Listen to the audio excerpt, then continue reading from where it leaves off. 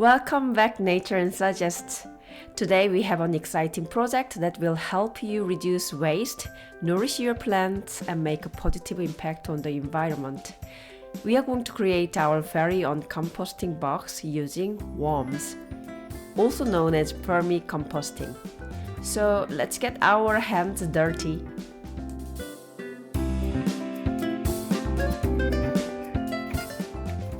First, you will need a non-transparent storage box with a tight-fitting lid. Choose a box between 60 to 80 liters in size, depending on your composting needs and space. This one is 70 liters size. Ensure it's steady and can withstand the weight of the compost. Let's drill small holes in the top part of the box for air ventilation.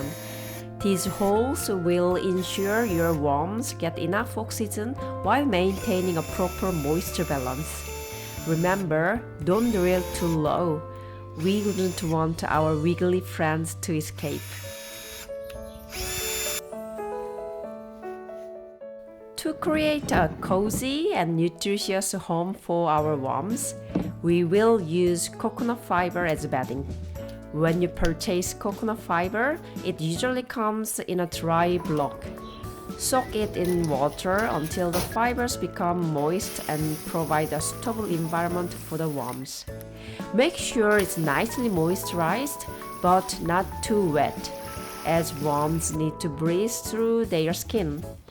Adjust the moisture content as needed, ensuring the bedding is damp but not soggy. This will create an optimal environment for the worms and promote the decomposition process. When filling the composting box with the coconut fiber, aim to fill it about 1/3 full. This provides enough space for the bedding materials, worms, and future additions of food scraps.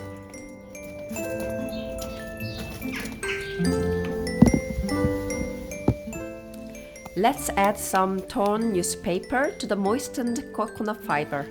Alternatively, you can use dried dead leaves, small pieces of cardboard, or even egg cartons. This mix will provide structure and a carbon source for our compost.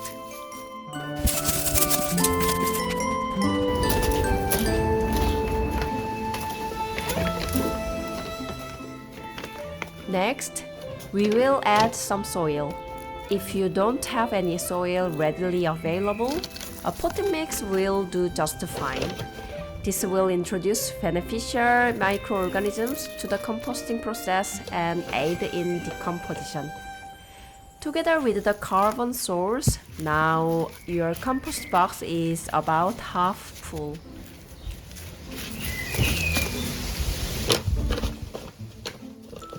It's time to mix everything together. Ensure that the coconut fiber, the carbon source, and soil are thoroughly combined. This will create a balanced environment for our wormy friends.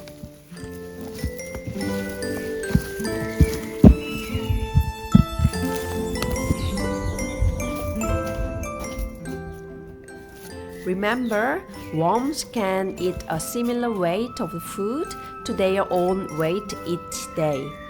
However, during the initial phase, they need time to adjust to their new home. So start with small amounts and observe how much they can compost effectively. Adding too much food can result in unpleasant odor. Ideally, your compost should smell like the earthy scent of a forest. In one side of the box, add your kitchen scraps. Separating the food scraps allows you to easily monitor the decomposition process and access how quickly the worms consume the material. It helps you gauge their feeding capacity and adjust the amount of food scraps accordingly. This way, you can avoid overfeeding, which can lead to odor, pests, and imbalanced composting conditions. It's generally recommended to feed the worms once every few days to once a week rather than on a daily basis. That's because feeding the worms too much or too frequently can lead to overfeeding, which can cause issues such as excessive moisture, unpleasant smells, and an imbalanced composting process. And by providing time between feedings, you give the worms a chance to process and decompose the food scraps before adding more. This allows for more controlled breakdown of the organic matter and helps maintain a balanced and healthy composting environment.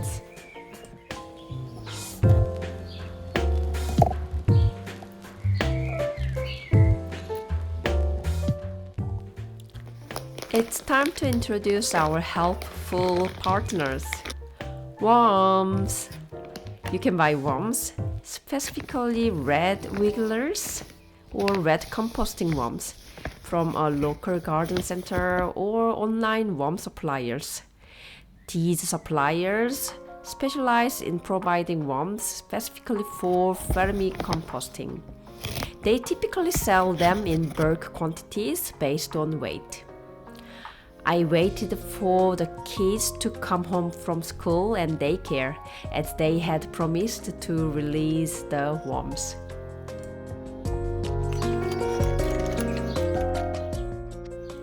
Sprinkle them on top of the bedding and food scraps. They will work their magic, breaking down the organic matter into nutrient-rich compost. Close the lid tightly to maintain the proper moisture and temperature. It's crucial to maintain the right temperature. Worms thrive in temperatures between 13 degrees Celsius and 25 degrees Celsius. This range provides an optimal environment for them to eat, reproduce, and break down organic matter effectively. When it's too cold, consider insulating your composting box with blankets to provide additional warmth. If it's too warm, place it in a shaded area that receives no sunlight or partial shade.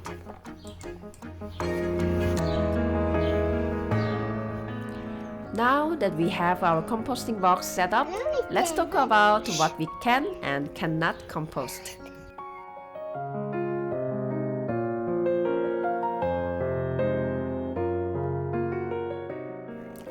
Congratulations! You've just created your very own composting box with worms.